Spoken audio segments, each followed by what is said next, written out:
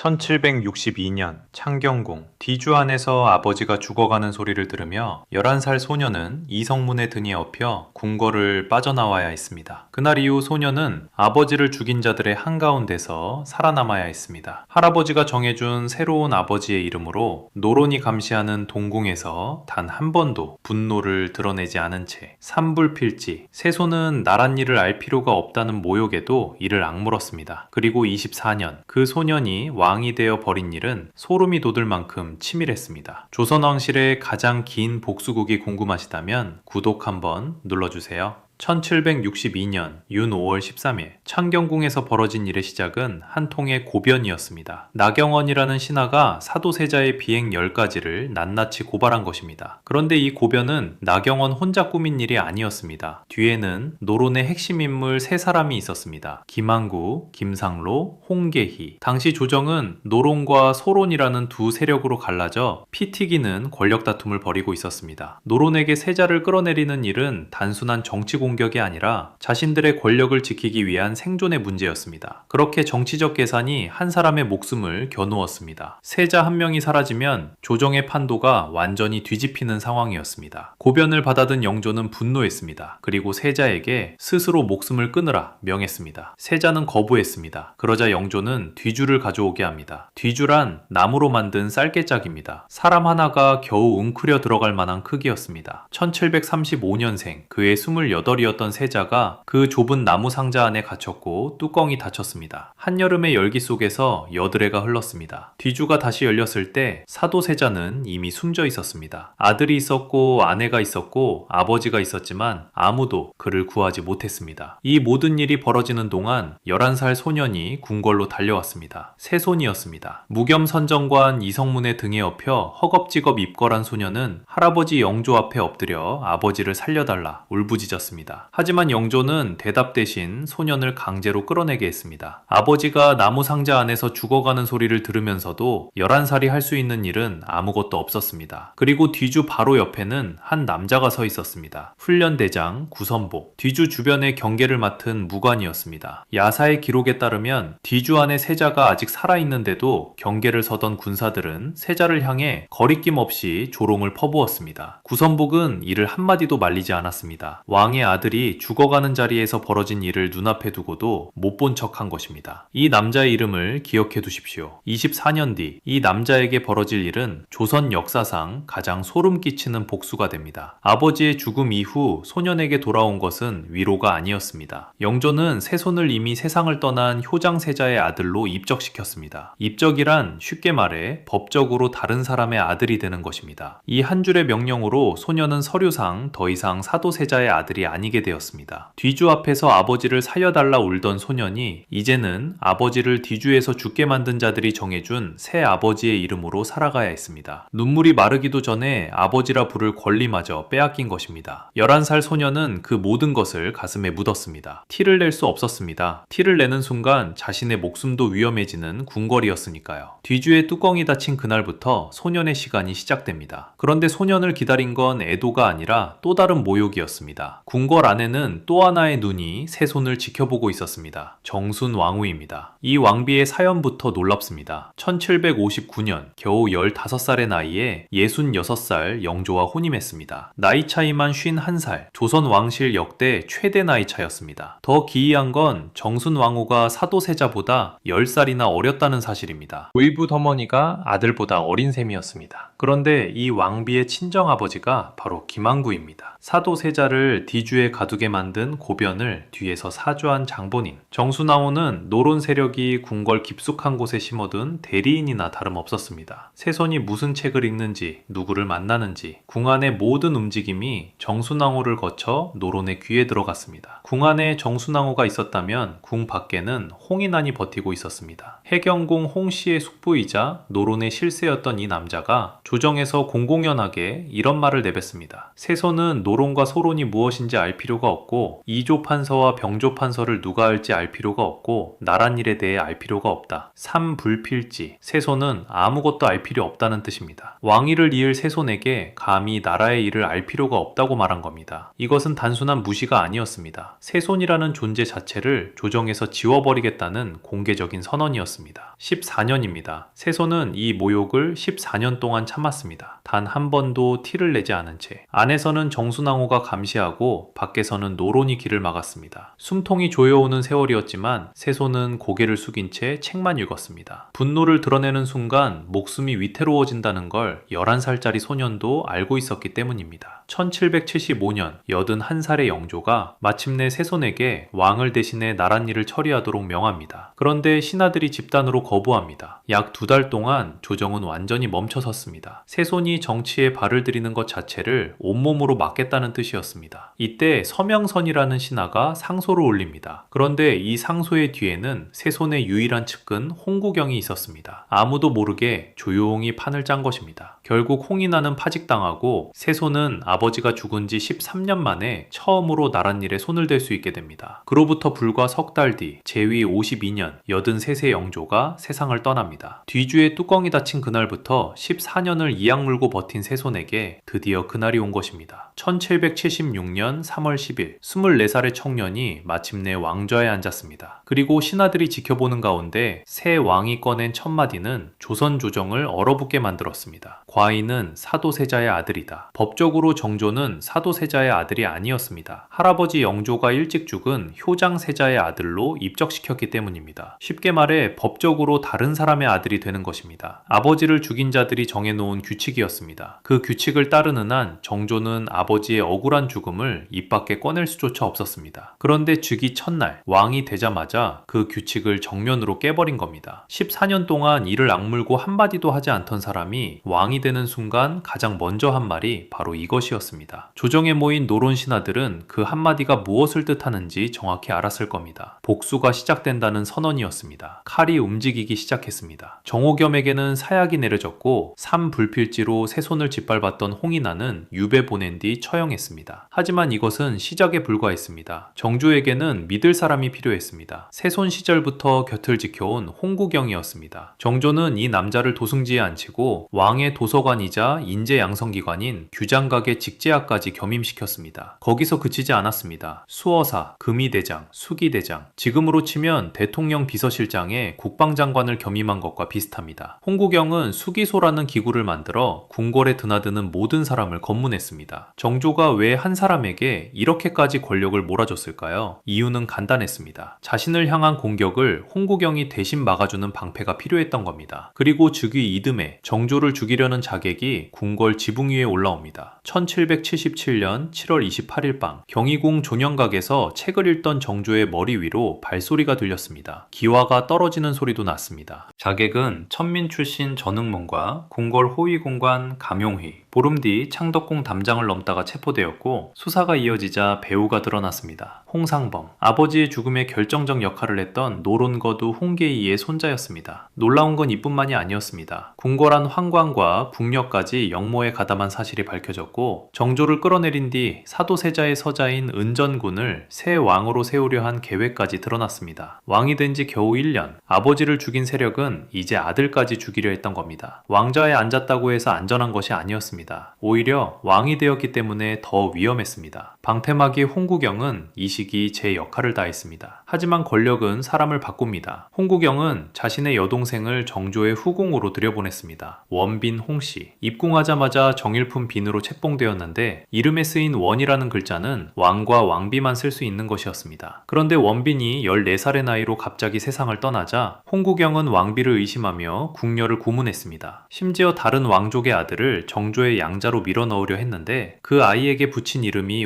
완풍군이었습니다. 완은 전주, 왕의 고향, 퉁은 풍산, 홍씨의 본관, 왕가와 자기 집안을 하나로 엮으려 한 것입니다. 정조는 결단을 내렸습니다. 1780년 홍구경을 사직시키고 강원도 횡성으로 유배 보냈습니다. 자신을 지켜준 사람이었습니다. 세손 시절부터 함께한 사람이었습니다. 하지만 방패 자체가 칼이 되어 자신을 향하는 순간 정조는 미련 없이 잘라냈습니다. 홍구경은 이듬해 유배지 강릉에서 34세 나이로 세상을 떠났습니다. 방패를 버린 왕, 이제 정조는 혼자였습니다. 하지만 정조에게는 이미 다음 계획이 있었습니다. 홍구경이 사라진 자리에 정조가 세운 것은 사람이 아니었습니다. 시스템이었습니다. 정조는 즉위한 해에 주장각을 세웠습니다. 왕의 도서관이자 인재양성기관, 겉으로는 한문을 진흥한다는 명분이었지만 진짜 목적은 따로 있었습니다. 조선의 관직은 노론이 독점하고 있었습니다. 누가 어느 자리에 앉을지 왕이 아니라 노론이 정했습니다. 정조는 이 벽을 정면으로 부수지 않았습니다. 우회했습니다. 주장각에서 자신이 직접 고른 인재를 키웠습니다. 당파가 아니라 능력으로, 집안이 아니라 실력으로 사람을 뽑았습니다. 이렇게 키운 인재들이 훗날 정조의 손과 발이 됩니다. 그리고 칼을 벼리기 시작합니다. 1782년 정조는 무예에 뛰어난 군사 30명을 뽑았습니다. 고작 30명. 아무도 신경 쓰지 않을 숫자였습니다. 3년 뒤 이 30명은 장용이라는 이름을 얻었고 다시 3년 뒤 장용령으로 바뀌었습니다. 왕의 직속 군대, 정조가 직접 만든 친위대. 1793년에는 서울의 내영을, 수원에 외영을 두는 체제가 완성됩니다. 수원 외영의 5천, 인근 5고을의 협수군까지 합치면 약 2만. 정조가 10년에 걸쳐 조용히 만든 군대의 규모입니다. 같은 시기 정조는 아버지의 묘소를 옮겼습니다. 1789년 서울 배봉산에 있던 사도세자의 무덤을 수원 화산으로 이장합니다. 50여 곳을 직접 답사한 끝에 고른 자리였습니다. 단순한 효도가 아니었습니다. 아버지의 묘를 수원으로 옮기면 그 주변에 성을 쌓아야 합니다. 성을 쌓으면 군대를 주둔시켜야 합니다. 정조에게 필요했던 것은 슬픔이 아니라 명분이었습니다. 그 명분 위에 화성이 올라갑니다. 1794년 착공, 정약용이 설계하고 거중기라는 새로운 기계를 만들어 돌을 들어 올렸습니다. 원래 10년이 걸릴 공사를 2년 반 만에 끝냈습니다. 성벽 길이 5.74km, 군사 요새이면서 동시에 사람들이 살고 장사하는 도시. 정조가 그린 그림은 단순한 성이 아니었습니다. 노론의 서울에서 벗어나 자신만의 세상을 만들겠다는 설계도였습니다. 훗날 이 성은 유네스코 세계문화유산에 등재됩니다. 그리고 정조는 한 권의 책을 펴냅니다. 무예 도보통지. 이 책에는 무예 24가지가 실려 있었습니다. 그중 18가지는 아버지 사도세자가 살아생전 직접 정리한 것이었습니다. 정조는 아버지가 남긴 무예에 마상무예 6가지를 더해 장용영 병사들에게 수련시켰습니다. 아버지의 무예를 아버지를 죽인 자들을 향한 칼로 벼린 것입니다. 모든 준비가 끝났습니다. 이제 그 칼이 향할 곳은 하나였습니다. 뒤주 앞에서 술잔을 기울이던 그 남자. 24년이 지났습니다. 구선보. 1762년 이모화변 당시 뒤주변을 지키며 야사에 따르면 군사들의 세자조롱을 말리지 않았던 자, 별명은 무종, 무인 중의 무인이라는 뜻이었습니다. 정조는 즉위 후 이 남자를 처형하지 않았습니다. 오히려 훈련대장 자리에 그대로 앉혀두었습니다. 10년 동안 곁에 두고 웃어준 적은 있어도 단 하루도 마음속으로 용서한 적은 없었습니다. 1786년 12월 상계군 추대 영모가 드러나자 정조는 기다렸다는 듯이 구선복에게 사도세자 능멸죄를 함께 물었습니다. 판결은 능지처참. 조선에서 이 판결이 내려지면 참수 후 시신의 사지를 절단하는 극형으로 집행되었습니다. 구선복 한 사람으로 끝나지 않았습니다. 조카 구명겸은 효수, 양자 구이겸은 참수, 남은 일가는 유배와 노비로 전락했습니다. 10년을 기다렸고 단 하루 만에 끝맺습니다. 군대를 세우고 성을 쌓고 원수를 처형했습니다. 하지만 정조의 복수는 아직 끝나지 않았습니다. 아니, 어쩌면 끝낼 수 없었는지도 모릅니다. 1795년 정조는 어머니 해경궁 홍씨의 환갑잔치를 수원 화성에서 열겠다고 선포합니다. 효도였습니다. 하지만 그것만은 아니었습니다. 7박 8일의 행차가 시작되었습니다. 6천여 명이 한양을 출발했고 한강 위에는 배 36척을 엮어 만든 배다리가 놓였습니다. 행렬의 한가운데에 장용령 3,700명이 함께 움직였습니다. 왕의 직속 군대가 왕과 함께 수원까지 행군한 것입니다. 도착한 그날 밤 장용령은 야간 군사훈련을 실시합니다. 횃불 아래 정렬한 수천 명의 병사가 일사불란하게 진을 짜고 해산하는 광경을 노론의 신하들도 두 눈으로 지켜봐야 했습니다. 어머니의 환갑잔치에 군대를 데려간 왕, 누구도 입 밖에 꺼내지 못했지만 그 행렬이 무엇을 뜻하는지 모르는 사람은 없었습니다. 이것은 축하가 아니라 경고였습니다. 정조는 학자이면서 동시에 무인이었습니다. 12년 동안 262차례 활쏘기 행사를 직접 열었습니다. 기록에 따르면 총 5,700여 발을 쏘아 열의 7은 관역을 마쳤습니다. 50발을 연달아 쏘는 시험에서 49발을 마친 적이 여러 차례였습니다. 한 번은 100발을 쏘아 98발을 적중시키기도 했습니다. 그런데 50발 시험에서 마지막 한 발은 늘 쏘지 않았습니다. 정조는 이렇게 말했습니다. 활 쏘기는 군자의 경쟁이므로 남을 능가하려 하지 않는다. 49발을 마치고도 마지막 한 발을 비워둔 왕. 활을 못 쏘는 신하들에게는 열흘간 사격장 훈련을 명할 만큼 엄격했지만 자기 자신에게는 완벽보다 절제를 택한 것입니다. 그리고 2009년 200년 만에 열린 편지뭉치에서 정조의 마지막 비밀이 드러났습니다. 노론 벽파의 거두 심한지에게 보낸 친필 편지 299통이 세상에 나온 것입니다. 즉위 20년 차부터 숨을 거두기 직전까지 정조는 정적으로 알려진 바로 그 인물과 나랏일을 사전에 상의하고 각본까지 맞추고 있었습니다. 편지마다 적힌 당부는 같았습니다. 읽은 후 폐기하라. 그러나 심한지는 버리지 않았습니다. 그래서 우리가 알게 된 것입니다. 정적의 손까지 빌렸을 줄 아는 왕. 24년간 복수를 준비한 사람은 그 마지막 순간까지도 치밀했습니다. 그러나 역사는 정조에게 시간을 주지 않았습니다. 1800년 6월 종기가 발병합니다. 정조는 내 의원의 진찰을 거부하고 직접 약을 처방했습니다. 모든 것을 스스로 통제하던 왕은 자기 몸마저 스스로 다스리려 했습니다. 보름간의 투병, 그리고 49세의 왕은 눈을 감았습니다. 마지막 유언은 단 한마디였습니다. 수정전. 정순왕후가 머무는 정각의 이름. 그 한마디가 무엇을 뜻했는지는 지금도 아무도 모릅니다. 49세, 디주 앞에서 울던 11살 소년이 왕좌에서 보낸 시간은 24년이었습니다. 정조가 죽자 11살 순조가 왕위에 올랐습니다. 정순왕후가 어린 왕을 대신해 정치를 시작했습니다. 장용령이 폐지되었습니다. 그 장각의 기능이 축소되었습니다. 이듬해 신유박해가 터지며 정조가 아끼던 남인 세력이 한꺼번에 쓸려나갔습니다. 그리고 안동 김씨를 중심으로 한 세도 정치가 63년간 이어지며 조선은 돌이킬 수 없이 기울어졌습니다. 24년을 걸어 쌓은 모든 것이 단 2년 만에 무너졌습니다. 하지만 역사는 기억합니다. 11살에 아버지의 죽음을 목격한 소년이 24년 동안 한 번도 티내지 않고 군대를 세우고 성을 쌓고 원수를 하나씩 처리했다는 것을, 정적의 손까지 빌려가며 나라를 바꾸려 했던 왕이 있었다는 것을, 240년이 지난 지금도 그의 이름 앞에는 비운의 개혁군주라는 수식어가 붙습니다. 디주 앞에서 이를 악문, 11살 소년의 24년을 여러분은 어떻게 기억하시겠습니까? 사도세자의 이야기가 궁금하시다면 화면에 뜨는 영상을 눌러주십시오. 디주에 갇힌 아버지의 이야기가 그곳에 있습니다.